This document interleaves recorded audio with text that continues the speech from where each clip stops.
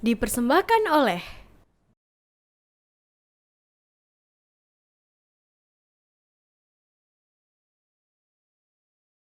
Bismillahirrahmanirrahim. Assalamualaikum warahmatullahi wabarakatuh.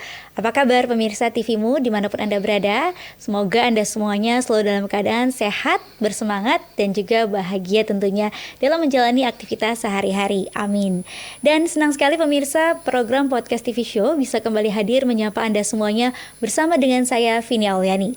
Dan kali ini kita akan membahas tema mengenai mendalami pendidikan bahasa dunia bersama dengan Kaprodi dari Pendidikan Bahasa Inggris UMJ, yaitu ada Ibu Mutiarani MPD. Assalamualaikum Ibu Mutiarani. Waalaikumsalam warahmatullahi wabarakatuh, Mbak Vini. Sehat ya Bu ya? Alhamdulillah. Alhamdulillah sehat ya. Bu, kita akan membahas kali ini mengenai mendalami pendidikan bahasa dunia nih, yaitu bahasa Inggris ya Bu ya. Nah, namun sebelum lebih dalam nih Bu, membahas mengenai bahasa Inggris sebagai bahasa dunia, ini kadang-kadang suka ada momok yang menakutkan nih Bu. Kalau kita belajar bahasa Inggris ya, banyak orang tuh pengen bisa belajar bahasa Inggris, tapi aduh, pertama nih nggak pede gitu kan awalnya, terus suka kebayang-bayang kayaknya susah lafaznya gitu, pengucapannya gitu. Jadi pertama-tama mungkin gimana ya Bu, biar ketika kita belajar bahasa Inggris tuh suka dulu dan juga bisa gitu, kelihatan mudah nih. Apa yang harus pertama-tama nih kita pelajari mungkin? Oke, baik. Kalau bicara bahasa Inggris memang kadang menjadi momok, tidak hanya untuk pembelajar pemula tapi juga untuk pembelajar dewasa gitu ya. Itu mungkin karena memang di Indonesia itu posisi bahasa Inggris itu sebagai bahasa asing, tidak sebagai bahasa kedua. Berbeda dengan negara tetangga kita di ASEAN gitu ya, yang mereka menggunakan bahasa Inggris sebagai bahasa kedua mereka. Jadi ketika keluar dari rumah mau ketemu dengan pedagang atau masyarakat yang lain misalnya, mereka sudah terbiasa bicara bahasa Inggris. Kalau di Indonesia kan enggak gitu ya. Untuk mendapatkan teman untuk bisa bicara bahasa Inggris itu kan sulit, sehingga memang di Indonesia posisinya sebagai bahasa asing. Tapi hal yang paling harus diterapkan untuk diri kita adalah kemauan yang pasti ya Mbak. Selama kita punya kemauan, sepertinya bisa merangkul bahasa Inggris yang bahasa internasional itu menjadi bahasa yang mungkin kalau dibilang mudah ya nggak bisa ya, pasti sulit ya. Harus belajar lah ya Bu, harus ya. belajar. Tetap harus belajar ya. Tapi memang harus punya komitmen, terusnya juga belajar dari yang paling dekat, mungkin dari musik gitu ya. Dari musik dari musik ya, dari lagu, dari musik gitu ya. Kayaknya sekarang sudah teknologinya sudah sangat ini ya, sudah sangat mumpuni, sudah sangat mudah diakses. Berarti kan lebih mudah lagi itu ya, dari YouTube misalnya mendengarkan musik, mendengarkan podcast seperti ini tapi yang English version mungkin. Nah, itu talk show, nah itu kan lebih mudah diakses. Cuma satu yang kurang itu biasanya kalau anak-anak muda, kemauannya kurang. Kemauannya kadang-kadang maunya instan ya. Betul sekali. Betul. Tapi dengan tadi mendengarkan musik, apalagi musik bahasa Inggris, itu kan memang yang lagi ngepop gitu, ngehits, itu jadi kelihatan mudah ya, apalagi kalau diulang-ulang terus bisa cepat hafal ya Bu ya. Iya, memang pada dasarnya bahasa itu kan harus diulang-ulang, harus diasah, karena skill itu adalah sesuatu yang kita ulang-ulang, makanya kita akan memperoleh satu penguasaan yang baik. Cuma kan sekarang memang tantangannya itu, kalau dulu mungkin bahasa Inggris cukup diminati ya, tapi sekarang kan Korean Wave-nya itu kan sudah jadi satu tantangan juga untuk pembelajar bahasa Inggris gitu, karena mahasiswa sekarang juga lebih dominan ke Korean. Oh iya. Ya. Demam Korea nih. Demam Korea, betul. Iya betul ya. Baik, Bu Mutiarani ini biasa dipanggil juga dengan Ibu Tiara ya Bu ya. Iya, bisa. Saya panggil Bu Tiara aja ya Bu ya. Oke, boleh. Oke, baik. Nah Bu Tiara, jadi kita harus menumbuhkan rasa kemauan dulu ya untuk belajar bahasa Inggris. Nah, bahasa Inggris ini kan juga banyak istilahnya pakoman-pakomannya ya. Ada grammar, ada apalagi ya, ada idiom, slang, terus ada pronunciation-nya juga gitu ya. Nah, kalau untuk kita mau mendalami bahasa Inggris nih, biar lebih pede sebagai bahasa dunia juga, kita belajar yang mana dulu nih Bu? Apakah percakapannya dulu conversation gitu atau grammarnya dulu gimana? Oke. Memang kalau dipikirin fase yang mana susah ya Mbak. Kayaknya harus nekat ya. Harus nekat ya. Harus pede nekat aja kali Bu ya. Ya pede aja. Jadi Iya. kayaknya kita memang harus berani untuk bicara, terlepas itu grammarnya betul atau salah. Yang penting kita speak up dulu, gitu Speak kan. up dulu, iya, Ketika iya. speak upnya sudah berani, kan harus menumbuhkan keberanian dulu. Kalau speak upnya udah berani, biasanya kita akan tertantang tuh. Ngomong yang betul gimana ya, gitu. Iya, Grammar iya. yang betul seperti apa ya, gitu. Tapi memang kita harus menanamkan short and long term memory di otak kita ya. Jadi mau tidak mau selain mendengarkan musik itu juga harus diproduksi gitu kan. Kalau itu kan reseptif saja gitu kan, diterima lagunya, dinikmati. Tapi kan kalau nggak dikeluarkan si kosakata itu dia nggak akan ada gunanya gitu Atau banyak kan. nonton film juga ya. Itu Bu, juga ya. hal yang menyenangkan saya rasa ya. Jadi tidak memulai dengan buku-buku grammar yang sangat tebal-tebal dan menakutkan itu gitu ya. Iya. Dimulai dari hal yang ringan tapi menumbuhkan kecintaan. Kalau udah cinta kan biasanya lebih mudah ya Mbak ya Iya. belajarnya. Kalau sudah Benar. situ baru kita pindah ke hal-hal yang lebih lebih serius lagi, seperti belajar grammar khusus, persiapan untuk speaking, writing, reading dan yang lain seperti itu. Baik.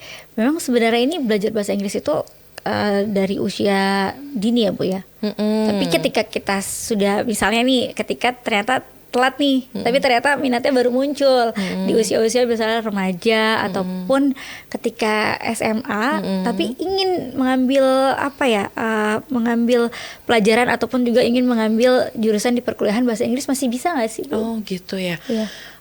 Sebenarnya sih tidak ada waktu terlambat untuk belajar. Saya masih memegang itu ya, Iya, tidak ada iya, waktu iya. terlambat. Cuma yang membedakan ketika kita belajar bahasa Inggris itu dari usia sejak dini gitu ya, atau young learners gitu ya istilahnya kalau di dalam bahasa Inggris, biasanya lebih bagus untuk di pronunciation-nya. Itu saja yang membedakan. Iya. Tetapi kalau pronunciation saja tidak diasah dengan kemampuan yang lain, pastinya kan nanti nggak terlalu mumpuni gitu ya. Jadi tidak ada kata terlambat sih Mbak. Cuma pronunciation-nya biasanya lebih mendekati native speaker kalau belajarnya sejak dini. Tapi kalau sudah dewasa pasti mengejar kemampuan yang lain. Mungkin pemahaman writing, pemahaman reading itu mungkin bisa lebih diasah. Tapi sarannya kalau mau fluently, mau lebih bagus gitu ya, seperti native speaker, you learn from starting from a child gitu ya, dari golden usia emas gitu ya. Seperti itu. Baik, jadi tenang ya, tidak ada kata terlambat untuk belajar, masih betul. bisa gitu ya Bu ya. Selalu Baik, bisa. ya. Oke. Nah, bahasa Inggris juga ini kan tidak lepas dari kosakata ya. Banyak kosakata yang harus kita kuasai. Ada nggak sih Bu tipsnya mungkin agar kita nih bisa menghafal banyak kosakata baru gitu? Apakah harus buka kamus atau bagaimana, ada tips-tips khusus Oke. kah ya? Kalau saya dulu orang jadul ya Mbak, jadinya kebetulan dulu ada acara yang cukup saya suka, itu acara anak-anak Sesame Street kalau nggak dulu ya. Sesame Street, Sesame iya. Street. Jadi Sesame Street itu memang cocok untuk anak-anak saat itu ya. Jadi dia memberikan kosakata yang di sekitar around us gitu, di sekitar kehidupan kita gitu ya. Itu saya catat. Jadi saya punya catatan buku kecil gitu ya, dan saya paksa diri saya itu menghafalkan misalnya 5 kosakata gitu ya. Dalam satu hari itu harus hafal itu gitu ya. Nanti apakah dipakai atau enggak ya itu urusan nanti. Yang penting saya sudah berusaha untuk menguasai 5 kosakata sehari gitu.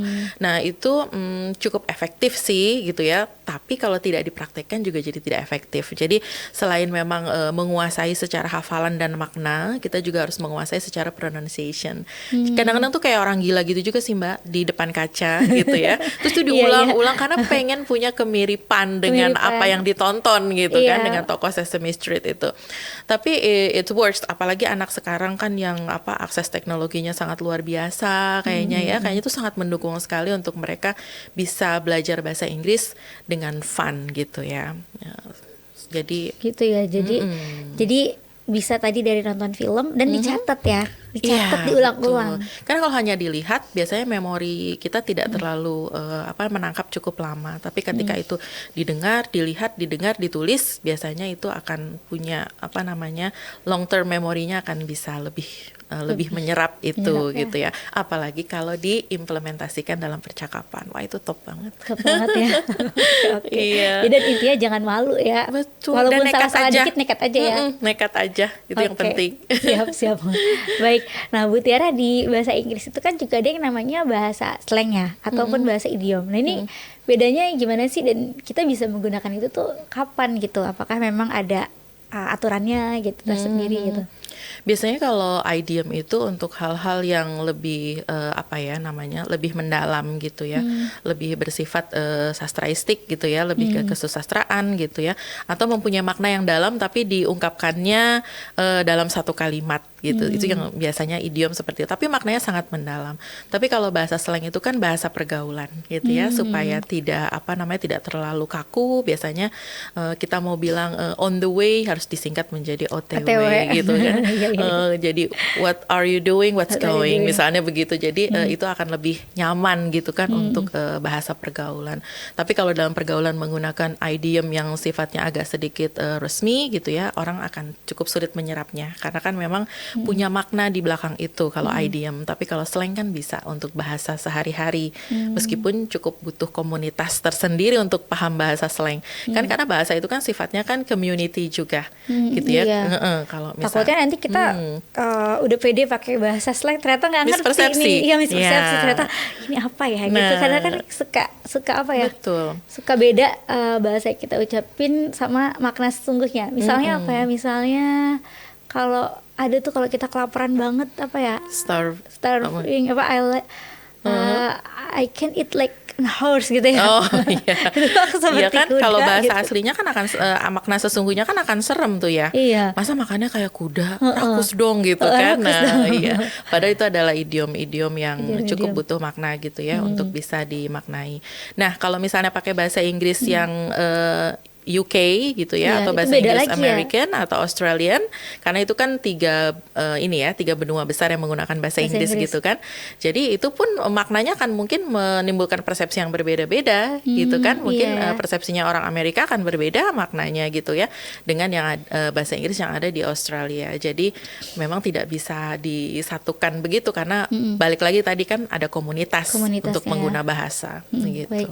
Ini menarik sekali, dan saya juga penasaran ya, agak filosofi juga sebenarnya. Kenapa ya bahasa Inggris kok bisa jadi bahasa dunia? Tapi simpan dulu ya, Bu Tiara, jawabannya. Kita akan bahas kembali pemirsa setelah yang satu ini. Oke. Pemirsa, terima kasih masih bersama kami dalam podcast TV Show kali ini dengan tema Mendalami Pendidikan Bahasa Dunia bersama dengan Kaprodi Pendidikan Bahasa Inggris dari UMJ, Ibu Mutiarani atau Ibu Tiara ya Bu ya. Oke. Ya. Nah, Bu Tiara, kita lanjutkan kembali tentang bahasa Inggris nih, di mana merupakan bahasa dunia. Nah, sebenarnya mungkin juga banyak orang yang udah tahu ataupun juga belum tahu, mungkin kenapa ya kok bahasa Inggris ini jadi bahasa dunia gitu? Apa yang melatar belakangi bahasa Inggris ini jadi bahasa yang dipakai di internasional gitu, Bu? Oke, mimpi juga sih ya untuk bahasa Indonesia nanti dibawa juga menjadi bahasa internasional. Iya. Kenapa bahasa Inggris jadi bahasa internasional? Salah satu alasannya memang pengguna bahasa Inggris itu banyak ya Mbak ya, secara dan memang digunakan sebagai salah satu alat komunikasi internasional gitu ya. Kalau kita lihat saja dari benua, ada 3 benua besar ini yang menggunakan bahasa Inggris, yaitu benua Amerika, benua Eropa khususnya British pastinya ya, dan juga Australia. Jadi wajar kalau misalnya dalam perdagangan, dalam komunikasi internasional memang bahasa Inggris dinyatakan sebagai salah satu bahasa internasional yang diakui dunia, semacam itu. Baik, geografis mungkin geografis ya. Iya. Karena memang benua yang tadi benua yang termasuk juga benua negara-negara yang maju ya, yang menguasai perekonomian dunia. Betul. Dan juga lainnya menggunakan bahasa Inggris supaya ya, Bu, lebih mudah komunikasinya untuk ekonomi, politik, dan lainnya mereka menggunakan bahasa Inggris. Iya, ya, baik Ibu. Nah, tadi Bu Tiara juga sudah menjelaskan bahwa kita belajar bahasa Inggris itu kan perlu komunitas ya Bu ya. Nah, komunitas, dan juga kita ketika belajar bahasa itu tidak boleh melupakan untuk belajar budaya ya.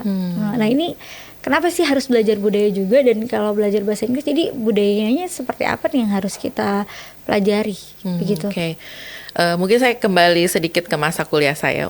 Saya dulu anak sastra, kebetulan sastra Inggris. Ya, jadi ternyata untuk belajar bahasa Inggris itu tidak hanya belajar bahasanya saja, tapi saya perlu tahu seperti apa peranata masyarakat Inggris di sana, seperti apa mereka, supaya jika suatu hari nanti saya mungkin berkesempatan untuk ke sana, saya bisa memahami di mana saya menggunakan bahasa yang tepat gitu ya. Karena kan kita menguasai bahasa tanpa tahu bagaimana dan di mana penggunaannya secara tepat, itu kan bisa berbahaya gitu kan. Secara kebahasaan mungkin betul, tetapi ketika kita sampaikan di tempat yang tidak patut, nanti kan jadi salah paham atau mispersepsi, jadi seperti itu. Jadi memang sangat penting untuk mempelajari bahasa dan juga disandingkan dengan budaya. Bahkan kalau dalam pembelajaran, ketika kita tahu budaya yang ada di situ, kita bisa mengangkatnya sebagai satu materi pembelajaran gitu ya. Misalnya kalau di Australia itu sangat dekat sekali dengan alam misalnya ya. Mungkin salah satu karya sastra yang ada di sana misalnya bisa kita angkat menjadi salah satu bahan pembelajaran. Itu kan sangat dekat dengan siswa. Ketika siswa diajarkan sesuatu yang kebudayaannya dekat dengan mereka, itu kan berarti memberikan satu pembelajaran yang cukup bermakna, dan itu akan terserap. Jadi tidak hanya bahasa tetapi juga pengalaman hidupnya. Jadi lebih mengena, lebih bermakna secara pembelajaran. Baik. Itu sih Mbak. Iya, jadi selain belajar bahasa Inggris dari segi keilmuannya ya tadi grammar, itu juga harus budayanya. Jadi kalau belajar otodidak pun juga jangan lupakan untuk belajar kebudayaannya Bu ya. Iya, betul. Nah, bahasa Inggris ini juga kan tadi ada dari 3 benua besar ya Bu ya. Tadi benua dari ada Amerika, mungkin ada juga dari secara action ada Inggris versi Amerika ya, ataupun British, ataupun juga Australia gitu. Nah sebenarnya dari ketiga ini yang mana sih Bu yang paling bagus ataupun paling mudah dipelajari gitu? Kalau atau paling dari di UMJ biasanya yang mana nih pakainya, yang mana atau gimana? Oke, kalau dibilang paling mudah dipelajari, mungkin American ya, karena American itu lebih lebih spontan gitu ya. Tidak secara accent juga tidak terlalu, cengkoknya tuh tidak kental gitu ya, berbeda dengan English yang British gitu ya. Australian itu saya bukan linguis, jadi saya tidak belajar mendalam terkait dengan linguistik. Tetapi kalau ditanya mana yang lebih mudah secara pribadi, mungkin yang American gitu ya. Kalau di UMJ sendiri yang mana? Kalau di UMJ sendiri mungkin mix ya. Kalau misalnya dosennya kebetulan dulu belajarnya paradigmanya lebih ke Amerika, dia akan American. Tapi ada dosen juga yang memang kebetulan dia di UK lama kuliah di sana, ya pasti yang dibawa adalah yang Britishnya. British. Jadi ada sebenarnya lebih penekanan ya Bu biasanya betul, kalau British ya. Lebih kental gitu lebih ya. ya. Jadi seperti Harry Potter gitu kan ya. Beda kan kalau nonton film Amerika sama nonton film Inggris kan udah kelihatan banget bedanya. Tapi buat saya sih itu nggak jadi masalah ya. Malah mahasiswa dapat varian gitu kan, dapat varian. Oh kalau yang Inggris American tuh gini, yang Inggris gayanya yang British tuh seperti ini. Tapi kayaknya kalau yang Australian belum sih ya. Belum ada. Kebanyakan yang digunakan kalau di kampus itu antara British sama American. Tapi mostly they use American. Oke, karena lebih mudah juga ya biasanya. Baik. Nah, sekarang kita ke pendidikan bahasa Inggris ini yang ada di UMJ gitu kan. Biasanya kalau di UMJ ini untuk di jurusan pendidikan bahasa Inggrisnya, yang dipelajarinya apa aja tuh Bu? Oke, yang dipelajari apa saja cukup banyak ya Mbak ya dipelajari. Selain memang ada mata kuliah universitas yang jadi satu kewajiban semua mahasiswa harus belajar itu. Lalu ada juga mata kuliah fakultas karena berkaitan dengan belajar dan pembelajaran gitu ya, dengan pendidikan. Kalau dikhususkan di bahasa Inggris sendiri, biasanya mereka akan dimulai dengan 4 keterampilan bahasa. Seperti reading, speaking, listening, and writing. Itu wajib itu ya di di semester awal mereka akan dibawa untuk bisa menguasai. Jadi kalau dibilang masuk jurusan bahasa Inggris harus bisa bahasa Inggris dulu ya. Harusnya sih gitu ya. Atau kalau masih biasa-biasa aja nggak apa-apa gitu. Tapi kebanyakan memang kadang-kadang ada juga sih yang suka aja tapi mendalaminya di ketika dia kuliah gitu. Jadi itu challenging gitu buat dia. Oh kayaknya aku kurang nih gitu ya. Tapi memang kalau misalnya ditanya harusnya lebih bisa dulu ya bahasanya. Iya harusnya sih minimal 4 skill itu. Tapi kenyataannya ya nggak juga sih. They are not perfect. Jadi mereka belajar sambil kuliah. Tapi seperti yang kita obrolin tadi di awal kan nggak ada waktu terlambat untuk belajar kan.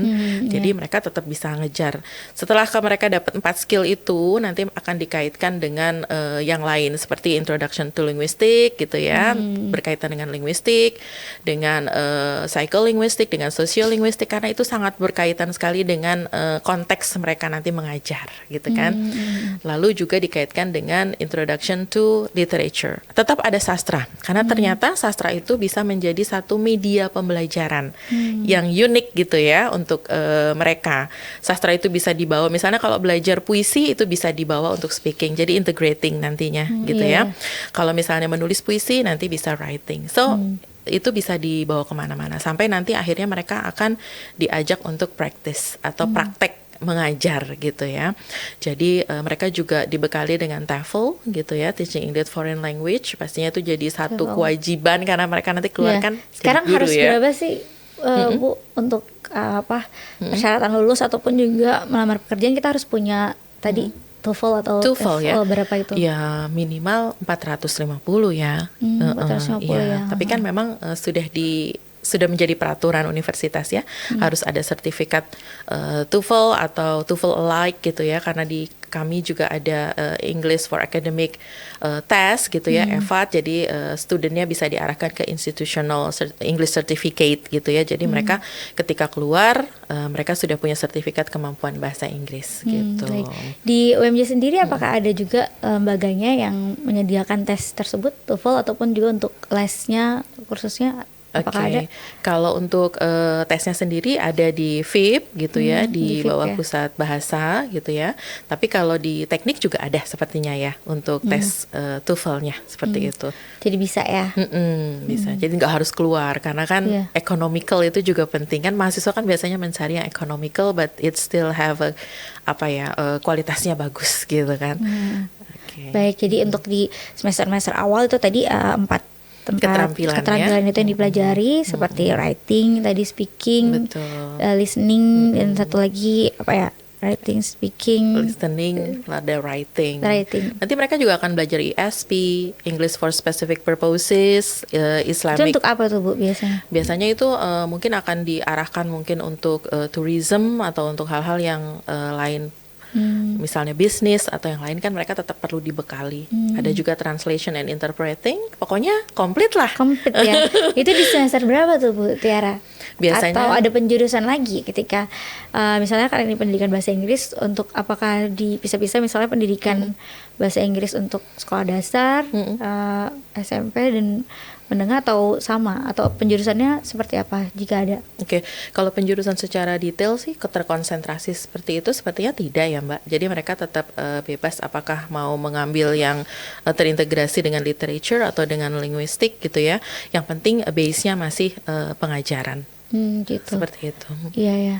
Baik. Lalu untuk mendukung mereka semuanya ini dalam menyerap tadi mata kuliah di bidang bahasa Inggris, ada fasilitas apa aja tuh Bu Tiara? Seperti misalnya untuk listening ya, apakah ada labnya seperti itu? Kalau laboratorium khusus untuk listening sepertinya itu terintegrasi gitu ya. Kita bisa menggunakan fasilitas yang ada di universitas. Tapi biasanya kalau listening biasanya kan sekarang sudah cukup popular ya, dengan menggunakan laptop dan juga perangkat yang lain, atau juga menggunakan Moodle. Biasanya dosen di sana menggunakan aplikasi khusus, biasanya pakai Moodle sehingga lebih praktis gitu. Nggak harus masuk ke satu lab. Tapi lab tetap ada gitu ya. Moodle seperti apa tuh? Moodle tuh seperti aplikasi khusus yang biasanya untuk tes list. Jadi bisa dari handphone ya? Dari handphone, dari Android bisa, diakses juga dari laptop juga bisa. Jadi kan lebih praktis ya. Jadi latihan pun itu tetap bisa digunakan ketimbang mereka cuma masuk lab lalu mengakses itu cuma ketika mereka di lab. Tapi ketika itu menggunakan apps itu kan lebih bisa dibawa kemana-mana. Bisa kapan aja ya? Betul sekali. Baik ya. Ada English Club juga kah di sana? Kalau di English Club khusus di bahasa Inggris nggak ada ya kebetulan untuk saat ini ya. Tetapi UMJ itu punya FLC kalau tidak salah ya. Jadi untuk anak-anak bahasa Inggris, pendidikan bahasa Inggris ini ingin terjun di apa namanya di komunitas itu, biasanya mereka akan gabung di FLC yang ada di universitas. Gitu. Iya. Ada komunitas untuk organisasi kemahasiswaan untuk di bahasa Inggris ini, adakah khusus untuk pendidikan bahasa Inggris ini? Organisasi kemahasiswaan kita punya ESA gitu ya. ESA apa tuh itu singkatannya, Bu? English, jadi lupa saya, Student Association. Oke. Jadi mereka itu sangat aktif sekali gitu ya. Apakah menghadirkan satu apa namanya acara-acara atau program-program khusus seperti English Talk gitu ya, atau kemarin jalan-jalan English Talk itu biasanya mengundang apa namanya native speaker gitu ya, atau mengenalkan mereka terkait dengan beasiswa-beasiswa yang bisa mereka akses gitu ya. Mereka juga punya beberapa apa namanya kerjasama gitu ya dengan beberapa lembaga asing yang ada di Jakarta. Kemarin sempat hadir itu at America untuk mengenalkan kalau nanti udah selesai S1 kita bisa kemana nih gitu ya, bisa studi ke Amerika nggak, dapat beasiswanya nanti dari mana. Nah itu dikenalkan juga supaya mereka nggak stop sampai S1 tapi nanti punya progres untuk mungkin lanjut magister atau yang lainnya. Baik, luar biasa, menarik sekali nih Bu Tiara. Kita masih akan lanjut lagi, namun kita jeda sejenak ya Bu ya. Baik pemirsa, jangan kemana-mana, kita akan kembali. Namun kita lihat dulu yang berikut ini. Pemirsa, kembali lagi dalam podcast TV Show. Kita membahas mengenai mendalami pendidikan bahasa dunia bersama dengan Ibu Mutiarani atau Ibu Tiara. Ya Ibu Tiara, kita lanjutkan kembali ini tentang bahasa Inggris nih, nggak pernah ada habisnya untuk dibahas gitu ya. Seru ya Mbak? Ya, seru. Bahasa dunia gitu ya. Nah tadi Bu Tiara juga sudah menjelaskan tentang pendidikan bahasa Inggris yang ada di UMJ gitu kan, dimana salah satunya untuk mendukung itu diadakan juga seperti English Talk gitu ya. Dan tadi juga Ibu sempat membahas tentang jalan-jalan tuh. Program jalan-jalan ini seperti apa Bu? Menariknya. Ya. Program jalan-jalan ini sebenarnya mungkin mirip dengan EduTrip gitu ya, EduTrip. Tapi sebenarnya EduTripnya ini dikemas dalam KKN PLP internasional sebenarnya gitu. Jadi ketika mahasiswa itu sampai di tugas akhir gitu ya, sekitar di semester 6 gitu kan, mereka kan harus ada teaching practice gitu kan, harus mulai menyentuh ke masyarakat gitu kan. Nah kalau di VIP sendiri gitu ya, kalau di UMJ biasanya ada KKN yang UMJ yang menyelenggarakan, tetapi kalau di Fakultas Ilmu Pendidikan biasanya itu punya KKN PLP nasional. Jadi ada lokal, ada nasional. Kalau misalnya lokal itu kan adanya di prakteknya di sekitaran Jabodetabek mungkin ya. Tapi kalau nasional biasanya nanti akan itu jalan-jalannya ya. Mungkin akan dibawa ke Wonosobo. Biasanya? Wonosobo tuh kan asik banget ya. Selain tempatnya sangat dingin, cuacanya juga nyaman gitu ya, sejuk. Mereka juga bisa mengajar dekat sekali dengan masyarakat. Itu yang nasional. Tetapi kami juga sudah beberapa kali menyelenggarakan yang internasional. Kalau dulu bekerja sama dengan universitas yang ada di Malaysia, tapi nanti untuk beberapa tahun ke depan sepertinya akan mendekat ke Thailand. Tapi beberapa tahun yang lalu tuh sudah Malaysia dan Thailand sudah terlaksana, tapi sepertinya yang ke depan ini akan ke Thailand gitu ya.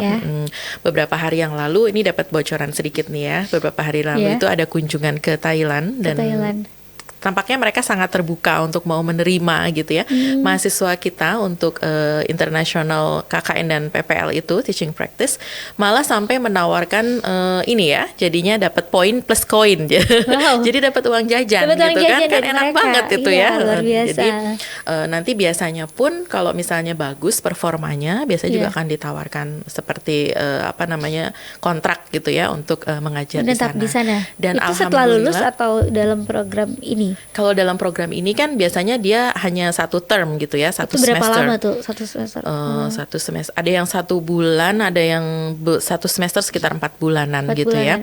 Tapi alhamdulillah yang sudah itu memang dikontrak kerja di sana selama beberapa tahun. Memang tergantung mahasiswanya mau atau nggak mau gitu. Karena mereka banyak kan juga homesick ya. Jadi tapi alhamdulillah yang sudah terlaksana itu ada kakak tingkatnya mahasiswa yang sekarang itu yang mereka itu memang bekerja di sana dan itu lumayan bolak-balik ya, lebih dari 1 tahun. Dan sampai sekarang pun masih menerima tawaran untuk ada nggak yang mau kerja di Thailand gitu ya, khususnya untuk mengajar bahasa Inggris. Karena sepertinya guru bahasa Inggris itu sangat dibutuhkan sekali di sana gitu ya. Makanya saya tadi bilang dapat koin plus dapat Plus poin poin, gitu kan. iya. Karena kan kalau kita mengajar internasional itu kan pasti sertifikatnya kan ada. Internasional. Jadi itu kan pasti nanti challenging banget ketika nanti mereka mungkin balik ke sini lalu cari kerjaan mungkin yang lain gitu kan. Itu kan satu nilai plus banget pernah mengajar secara internasional gitu. Jadi itu keren banget sih program Iya itu. sih. Iya, itu keren sekali, Bu. Jadi alhamdulillah insya Allah masih tetap running dan diperjuangkan untuk itu. Untuk Tapi ya seterusnya ya. kembali lagi ke mahasiswa ya. Karena ternyata banyak dibutuhkan ya di sana, dan mungkin banyak juga yang belum bisa bahasa Inggris namun ketersediaan pengajar bahasa Inggrisnya kurang gitu. Jadi Indonesia lah nih yang bisa melengkapi. Ini ya apa namanya, mahasiswa itu memang harus punya apa ya, punya jiwa yang sedikit keluar sebentar Berani. yuk dari tanah air gitu Iya, ya, berani belajar ya. lebih. Nah keberaniannya itu yang kayaknya harus terus Nanti itu dipupuk ada gitu. dosen pembimbing juga kah yang ikut atau bagaimana, Bu? Iya, biasanya untuk mengantar mereka, untuk menemani mereka monitoring sampai mereka kembali, pasti ada dosen pembimbing khusus untuk Iya. bisa mengantar mereka. Biasanya ke itu sana. berapa orang yang ikut, Bu, dalam satu program atau term gitu, atau dibebaskan? Itu dibebaskan sih, Mbak, Dibebaskan biasanya. ya. Dibebaskan untuk apa namanya, berapa orang yang akan ikut untuk program tersebut. Karena kan dibagi tadi, mereka kan dibebaskan mau ikut lokal, nasional atau internasional. Tapi ketika internasionalnya itu malah dapat koin kan? Iya.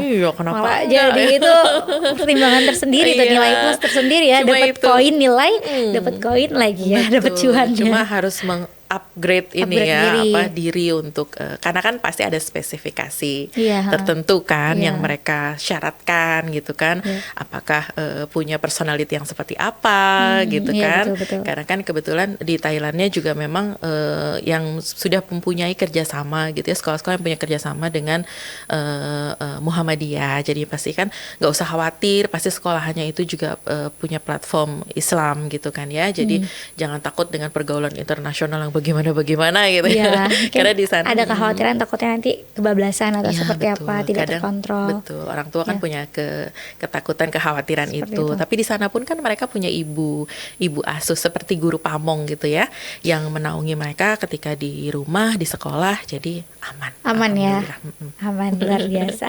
Baik, jadi ternyata peluangnya besar ya, Bu ya. Luar biasa, Sangat besar besar sekali.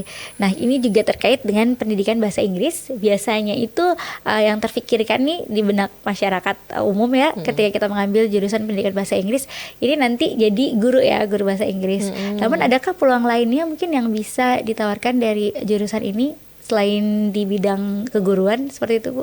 Oke, jangan khawatir sebenarnya ya.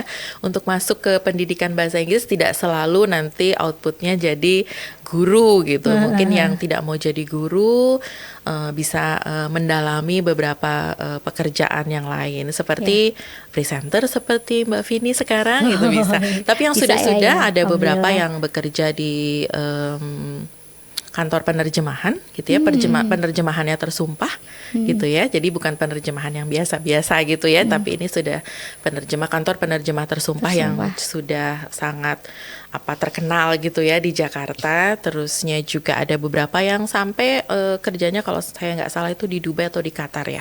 Itu juga untuk untuk perusahaan internasional.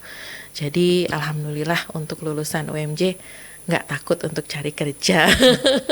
Banyak peluang terbuka, Banyak peluangnya. Yang lebar ya, penting Bu, ya. memang berani untuk mencoba gitu ya. Iya. Gitu. Baik. Dan Bu Tiara, tadi Bu Tiara juga untuk menyebutkan untuk tugas akhir, tadi kan ada program KKN yang spesial itu tadi ya, dan juga untuk penulisan skripsinya kalau untuk jurusan bahasa Inggris berarti nanti dengan bahasa Inggris ya, Bu ya? Betul. Ya. Tapi nggak usah khawatir, nanti akan didampingi dengan para dosen pembimbing yang sangat baik dan juga hangat. Jadi nggak usah khawatir, meskipun itu ditulis dengan bahasa Inggris, tapi insya Allah mereka mampu untuk passing that moment gitu ya. Iya. Tapi kalau misalnya mereka punya karya tulis yang bagus gitu ya, dan bisa terbit di jurnal internasional atau misalnya bisa terbit di Sinta gitu ya, jurnal yang bereputasi Sinta 1 atau 2, kan itu juga ada hadiah khusus itu ya. Jadi tidak harus menulis skripsi. Ya gitu ya. Jadi tercover di dalamnya. Tapi memang untuk bisa publish di jurnal-jurnal tersebut memang perlu high effort gitu ya. Tapi jangan khawatir kalau misalnya untuk penulisan skripsi nanti akan tetap dapat pembimbingan yang sangat kekeluargaan dari dosen-dosen. Yang sangat intens ya Bu ya. Sangat intens. Jadi jangan khawatir untuk penulisan. Jangan khawatir pemirsa. Baik. Iya Ibu. Baik, lalu untuk ini Bu, untuk tadi untuk jurnal ataupun juga untuk riset ya. Untuk riset itu biasanya ini apa sih karya-karya ilmiah dari mahasiswa pendidikan bahasa Inggris ini, apakah menemukan seperti metode pengajaran bahasa Inggris atau lainnya seperti apa tuh Bu? Baik. Kalau dalam ranah S1 itu kan mereka biasanya baru menerapkan atau mengembangkan satu produk gitu ya. Tapi kebanyakan ketika saat ini yang sangat dibutuhkan adalah bagaimana guru menguasai teknologi gitu ya. Jadi alhamdulillah mahasiswa kami sudah sampai di tahap itu gitu ya. Mereka bisa mengaplikasikan teknologi gitu ya untuk dikaitkan gitu ya dengan penelitian yang sifatnya 4 keterampilan tersebut, apakah listening, speaking dan yang lain gitu ya. Dan yang saya juga bukan cukup ya, tapi sangat bangga dengan mahasiswa kita dengan hadirnya Korean Wave itu ya, yang mungkin kita anggap it's fun ya gitu ya. Ternyata mereka bisa mengambil itu sebagai salah satu tugas akhir gitu ya, untuk bahan tugas akhir. Jadi mereka masuk ke community itu sometime. Jadi mereka ingin tahu karena bahasa yang digunakan di dalam community itu only in English. Jadi ketika mereka masuk dan riset di situ kan community-nya sangat banyak gitu ya, anggotanya ya ribuan ya, dan itu hanya menggunakan bahasa internasional, itu bahasa Inggris. Jadi mereka bisa tetap senang gitu ya karena mereka jadi bagian dari komunitas Korean Wave itu, tapi mereka bisa mengakses itu dan dijadikan satu hal yang positif untuk media pembelajaran mereka dan materi ajar. Jadi memanfaatkan tren yang ada ya. Betul. Itu butuh kreativitas soalnya untuk itu. Tentu ya. Baik. Lalu untuk meningkatkan juga kualitas dari program studi pendidikan bahasa Inggris ini, kegiatan-kegiatan apa saja Bu yang dilakukan? Seperti misalnya apakah ada English Day ataupun ada kompetisi-kompetisi yang dilakukan gitu, yang diadakan? Oke. Biasanya selain ada English Talk yang tadi ya, ada native speaker yang datang gitu ya. Mungkin ada biasanya tamu juga ya, tamu dari internasional yang mungkin mengasah keberanian para student ini untuk bisa keep in touch gitu ya, bertanya langsung pada native gitu ya, lalu mengasah critical thinking mereka untuk menanyakan isu-isu yang terbaru seperti apa. Tapi kalau misalnya untuk lomba-lomba, biasanya itu tetap diadakan, tetapi lombanya lebih lomba antar tingkat universitas juga kan ada ya. Mereka terpacu di situ melalui NUDC, biasanya yang debating contest itu mereka masuk ke situ. Tapi kalau lomba yang sifatnya untuk student yang SMA, SMP itu juga biasanya diadakan untuk supaya mereka punya kemampuan untuk regulate gitu ya, untuk mengatur atau ada di dalam satu komite gitu ya, kepanitiaan, lalu bagaimana mengatur organisasi itu untuk lomba-lomba tersebut, seperti itu Mbak. Ya, baik, terima kasih Bu Tiara. Kita akan lanjutkan kembali Bu, namun kita jeda sejenak ya Bu ya. Dan juga pemirsa jangan kemana-mana, kita akan kembali usai yang berikut ini. Pemirsa, terima kasih masih bersama kami dalam podcast TV Show edisi Mendalami Pendidikan Bahasa Dunia bersama dengan Ibu Tiara. Ibu Tiara, kita lanjutkan kembali Bu. Nah ini ternyata seru banget loh belajar bahasa Inggris di UMJ ya pemirsa. Dan kita juga ingin tahu nih Bu, kalau misalnya ada mahasiswa yang dia nih tadi kan untuk belajar bahasa Inggris kan bisa terbuka untuk siapapun ya, baik yang baru mulai gitu. Namun jika ada mahasiswa baru nih ataupun yang mau mendaftar dan ternyata dia punya banyak prestasi nih di bidang bahasa Inggris, misalnya pernah dapat memenangkan kompetisi debat bahasa Inggris gitu atau lainnya seputar bahasa Inggris, apakah ada keistimewaan yang ditawarkan UMJ seperti beasiswa misalnya gitu? Kalau beasiswa kan memang UMJ punya punya beasiswa tersendiri ya. Tapi khusus untuk mahasiswa berprestasi pastinya nanti ada peluang ya untuk mendapatkan beasiswa. Tapi untuk mahasiswa yang memang hafal atau hafiz gitu ya, biasanya mendapatkan beasiswa khusus. Tapi untuk mengakses beasiswa-beasiswa itu sepertinya tidak perlu khawatir, karena sekarang banyak sekali kesempatan seperti melalui Kampus Merdeka, melalui MBKM gitu kan. Itu juga mahasiswa selain ditawarkan kesempatan, peluang, pengalaman yang sangat luas gitu ya, untuk pertukaran pelajar gitu ya, dan itu sangat diatur dan diregulasi dengan sangat baik di UMJ. Jadi nggak usah khawatir kalau mengenai beasiswa, nanti akan tetap ada peluang gitu ya, selama memang mau berusaha. Tenang, jadi ada peluang bagi mahasiswa berprestasi di bidang bahasa Inggris di UMJ gitu. Lalu untuk dosen-dosen ini seperti apa juga nih Bu, yang ditawarkan dari pendidikan bahasa Inggris UMJ ini? Apakah juga ada natif misalnya, atau dosen tamu tadi misalnya? Oke. Kalau 1 tahun sekali biasanya akan ada beberapa pertemuan dengan native speaker gitu ya. Apakah itu nanti inisiasi oleh KUI, Kantor Urusan Internasional, apakah dengan fakultas gitu ya. Tetapi kalau misalnya dosen-dosen kami, alhamdulillah dosen kami itu satu doktornya ada 2, kebetulan yang baru lulus kemarin dari UK, dari Bristol University gitu ya, dan sekarang sudah kembali untuk mengabdi kembali di UMJ. Tapi untuk beberapa dosen sekarang masih studi di S3. Jadi mudah-mudahan nanti apakah tahun ini atau tahun depan, mudah-mudahan di Prodi Bahasa Inggris dosen-dosennya sudah bisa menyelesaikan studi lanjutnya untuk S3. Gitu. Baik, luar biasa. Baik, kemudian Bu Tiara, ini ada kerjasama seperti apa saja nih yang dijalin dari pihak kampus, mungkin juga antar universitas kah, ataupun juga dengan instansi-instansi internasional yang bisa menunjang kualitas dari mahasiswa tersebut ya? Baik, kalau untuk kerjasama internasional pastinya ada ya. Kalau misalnya kerjasama antar PTM pastinya memang sudah terjalin gitu ya. Untuk penguatan di bidang KKN dan juga PLP, juga untuk joint research.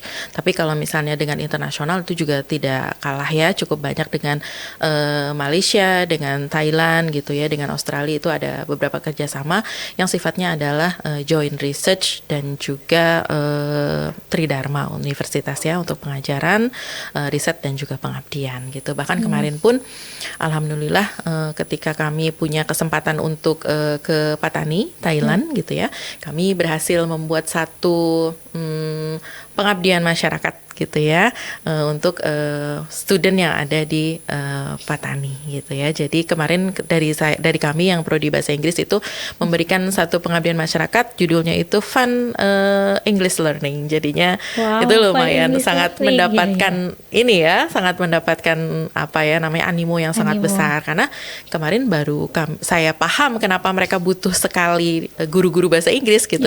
Karena memang di beberapa sekolah itu bahasa Inggris still very foreign language. Jadi sampai ini nama bahasa Inggrisnya apa untuk beberapa kosakata yang diberikan, they don't know. Jadi mereka nggak tahu itu gitu ya. Ketika diajak bermain dengan Fun English itu sangat menarik untuk mereka gitu ya. Jadinya mungkin akan diperkuat di sana dengan kerjasama internasional ya. Apakah pengabdian, riset dan juga pengajaran. Kayak luar biasa sekali. Jadi itu sudah dijalin dan akan terus dikembangkan ya, ternyata di Thailand itu, sehingga tahu ternyata kebutuhan mereka sangat besar sekali. Betul. Akan pengajar bahasa Inggris ini. Ya. Lalu apalagi sih Bu kira-kira tantangannya nih dalam mewujudkan atau mendalami pendidikan bahasa dunia ini, bahasa Inggris sebagai bahasa dunia gitu.